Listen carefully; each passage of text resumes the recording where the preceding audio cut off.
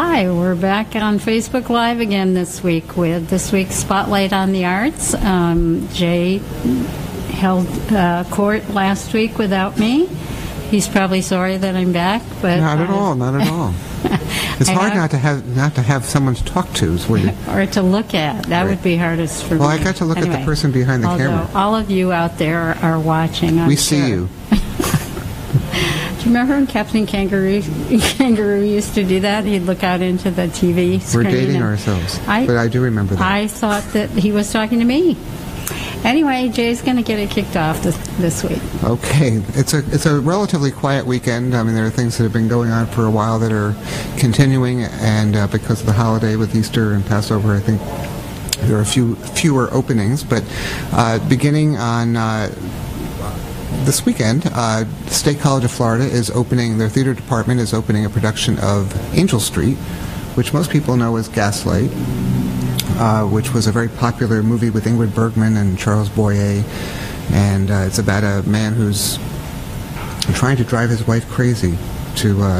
Don't they all do that? Well, some people do it intentionally and some just do it without trying. But so the gaslight is referring to the way he adjusts the light and denies that the lights have changed. So every time I go to a restaurant and the lights shift, I think about that movie and the play.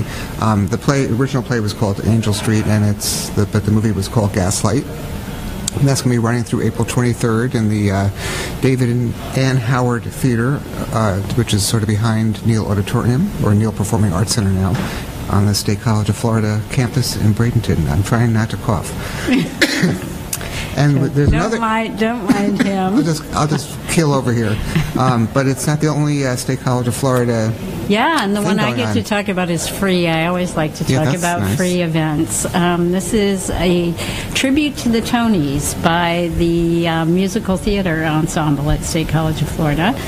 And they're doing a number of hits from past Tony Award winners, I think all the way back to songs from Kiss Me Kate, which, correct me if I'm wrong, was the first musical Tony Award winner. I believe so.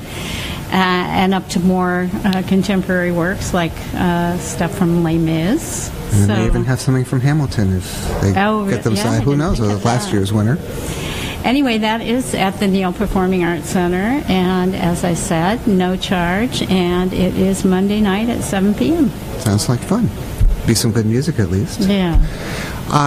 As I said, there's not a lot opening, but this weekend is the last chance you have to see two really wonderful shows at the Oslo Repertory Theater. Both The Little Foxes and Born Yesterday, which have been big hits, are closing this weekend, and there are just a few more performances, so I liked both of them, and I highly recommend them, so if you have a chance and haven't seen them. And I saw on Facebook that there were some discount offers out there, maybe it was in an email, so you might be able to... I was surprised there were tickets, but there were, maybe because of the holiday, there's some discounts out there, so maybe ask your friends if they can help you find them and go see these two shows.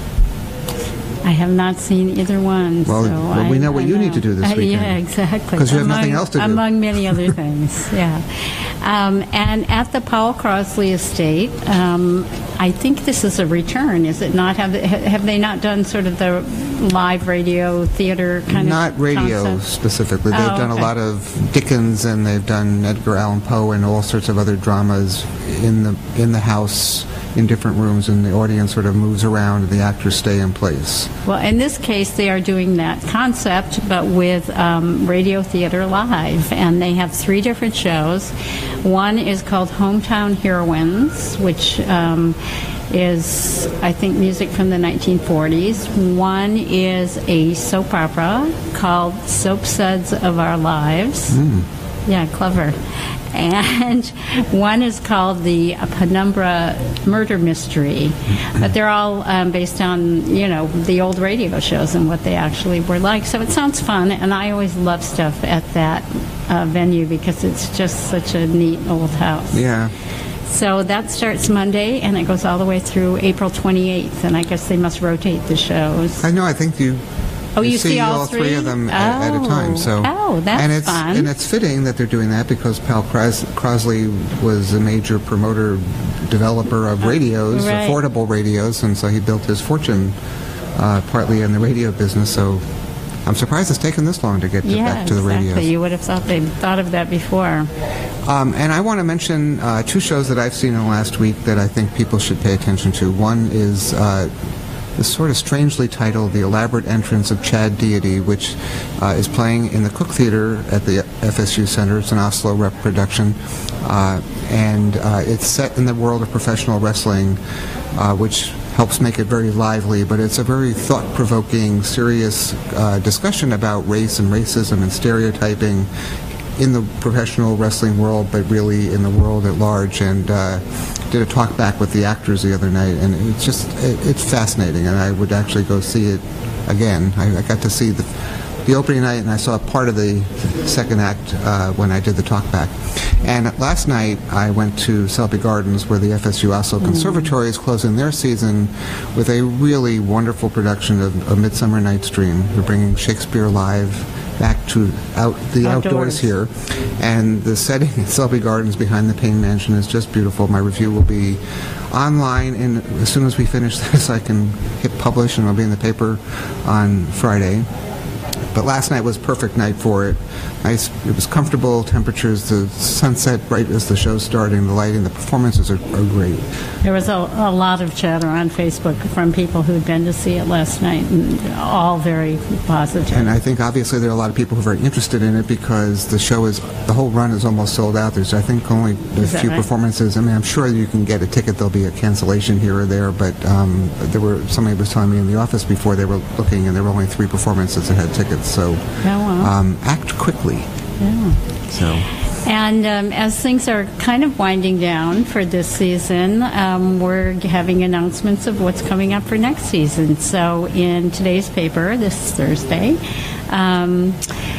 I have a story about the Sarasota Orchestra's announcement for next season. The big name, big exciting announcement was that Midori, world-renowned violinist, will be playing with them. And they have a number of other very accomplished soloists who will be coming in, including Lucas Vonderchek, who was the first soloist that musical director Anu Tali brought in when she came to the organization in 2013. So he will be back to play not only with the orchestra, but in one of their chamber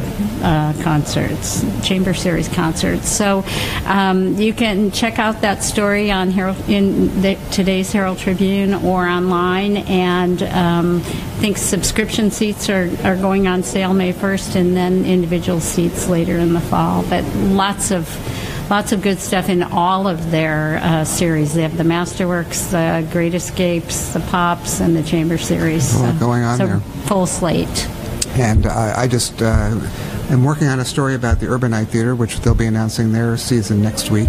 But we have been spending a lot of time finding out what everybody's doing. It's like if we don't know what we're doing. We haven't heard from the ballet yet. If we don't know what we're doing a year in advance, we're in trouble. So we're going to leave it there, but we want to let you know about Sunday's art section. We're going to have stories about the Greenfield Prize and the world premiere of a piece that was commissioned for Bobby Previtt, a drummer and composer, that will have its world premiere on April 21st, and the Greenfield Prize will be presented to the photographer David Burnett on April 22nd. We have a story about the Poetry Life weekend that's happening next weekend, the opening of Dearly Departed at the West Coast Black Theater Troupe, and lots more. So check out. My story got bumped, I take it. It's going in the news section. I'm not sure when they're going to do it. It's going in the news section. And also she's written a great story about an impresario who's published a book. Wonderful senior citizen here in Sarasota who has fascinating life as the Mrs. Saul Hurok of Europe back in the 60s and 70s. Yeah, so check all that out and online at heraldtribune.com/arts. And we'll see you next week. I didn't know you had decided.